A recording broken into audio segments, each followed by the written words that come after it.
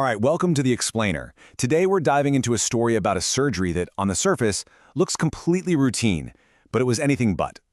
This is a story about a medical tightrope walk, where a single wrong move, just one tiny miscalculation, could have led to absolute disaster. So I want you to put yourself in the shoes of an anesthesiologist for a minute. Your entire job is to keep a patient safely asleep.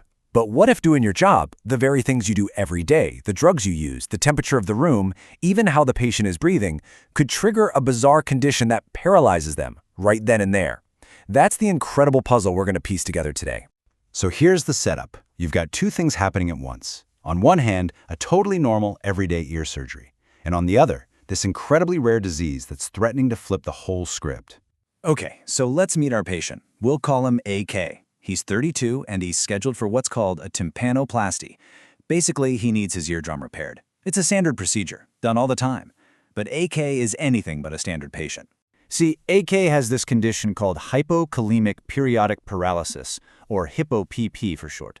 It's this rare genetic thing where if his blood potassium levels dip, even a little bit, his muscles can suddenly get weak or just become completely paralyzed.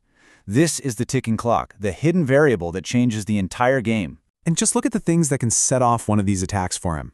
A carb-heavy meal, getting chilly, even just feeling stressed out. You know, normal life stuff. But when you think about it, a hospital, and especially a freezing cold operating room, is basically a minefield of these exact triggers. So you can imagine the medical team couldn't just play it by ear. No, they had to come up with this incredibly detailed master plan. And we're not just talking about the surgery itself. This was about managing every single step of AK's journey, from the moment he left his house to the moment he went back. The safety plan actually kicked off a full 3 days before the operation. It's this amazing countdown. So 48 hours out, AK is told no heavy exercise, no alcohol. Then 24 hours out, no big carb-loaded meals. Then, the morning of the surgery, they're already controlling his environment, making sure his room is warm, giving him a warming blanket, even giving him a little something to calm those natural pre-surgery jitters. They were leaving absolutely nothing to chance. You know, all of this preparation, everything we've talked about and everything that's about to happen, it all boils down to this one number, 4.0. That was the magic number, the target for AK's blood potassium. It's like the perfect balancing point on a razor's edge. A little too low and disaster strikes. His muscles could just stop. So every single decision, everything from the thermostat setting to what was in his IV bag, it was all laser focused on protecting this one critical number. This table right here is basically the entire game plan in a nutshell. For every single potential danger, they had a specific countermeasure, a safety shield. To avoid any issues with sugar, they used IV fluids with no dextrose. To fight off the cold, active warming blankets. And check out that last one, alkalosis.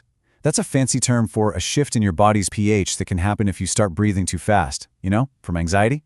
And yeah, they even had a plan to control that too, all to keep his body perfectly in balance.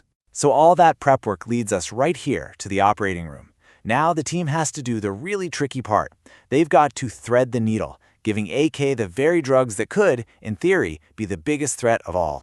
Actually putting AK to sleep was like a carefully choreographed dance.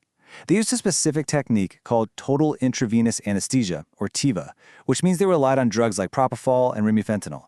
This let them avoid any risky inhaled gases.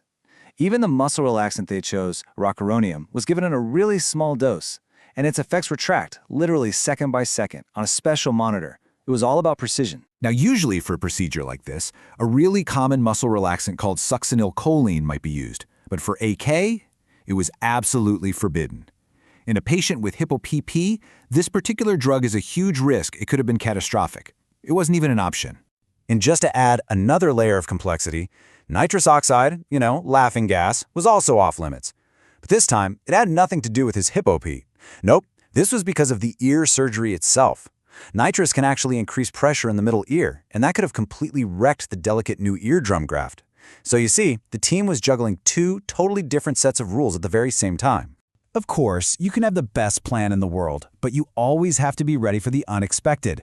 What if, after all these precautions, AK's potassium levels started to fall anyway and an attack started to happen?